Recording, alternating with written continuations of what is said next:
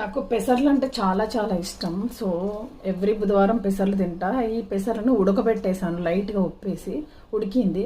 Just దీంట్లో బెల్లం కలిపాను లైట్గా. ఈ రెండు కలిపి మిక్సీ చేస్తే ఇలా అయిపోతుంది. సో ఈ లడ్డూలు ఎంత టేస్ట్ ఉంటాయంటే, చిన్నప్పుడు దసరా పండగకి మా ఇంటి ఎదురుగా వాళ్ళు ఇచ్చేది.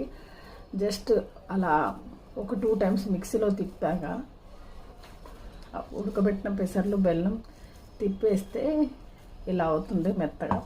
సో ఇది లడ్డూలాగా చేసుకొని చక్కగా తింటే full proteins, full healthy, full టేస్ట్గా ఉంటాయి. చిన్నపిల్లలు అయితే భలే తింటారు. సో మీరు మీ ఇంట్లో ట్రై చేయండి. ఏమ టేస్ట్ అంటే ఏమ టేస్ట్ ఉన్నది.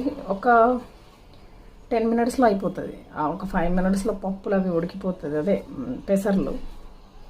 దాంట్లో జస్ట్ బెల్లం కలిపి తిప్పడమే, ఇంకా నెయ్యి గియ్యి ఏం అవసరం లేదు. మస్తు అంటే మస్తు టేస్ట్ ఉంటుంది. చాలా తొందరగా అవుతుంది. ఎవరైనా మీ ఇంటికి గెస్ట్లు వచ్చినా కూడా ఒకసారి ట్రై చేయండి, చాలా బాగుంటుంది. ఒక 1-2 ఇయర్స్ పిల్లలు అయితే ఎంత బాగా తింటారంటే ఈ ఫుడ్, ఈ లడ్డు, ఈ పెసర లడ్డు.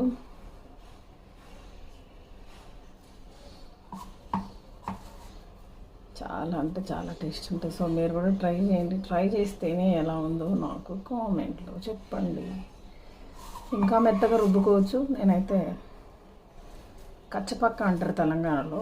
జస్ట్ 2 టైమ్స్ మిక్సీని అలా తిప్పి వదిలేయాలి. లడ్డూలు మన ఇష్టం వచ్చిన షేప్లో చేసుకోవచ్చు.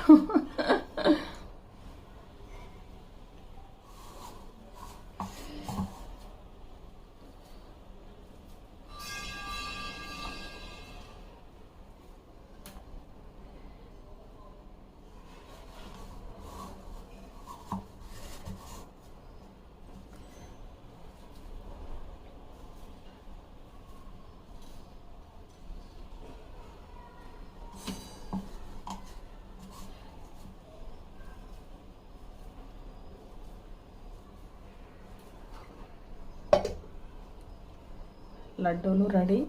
అండ్ ఇది కూడా జస్ట్ స్పూన్తో తినచ్చు. చాలా చాలా టేస్టీ ఉంటుంది.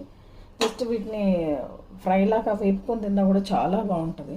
సో మీరు కూడా మీ ఇంట్లో ట్రై చేయండి. Thank you.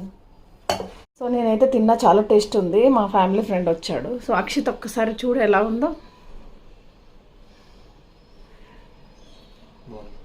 బెల్లం ఎక్కువ ఉందా తక్కువ ఉందా? కరెక్ట్, సరిపోయిందా? సూపర్ ఉందా? ఎన్ని మార్కులు వేస్తావు 100కి? 100. Thank you so much. Healthy and very tasty. చాలా చాలా బాగుంటుంది. దీంట్లో నెయ్యి, నూనె ఏది అవసరం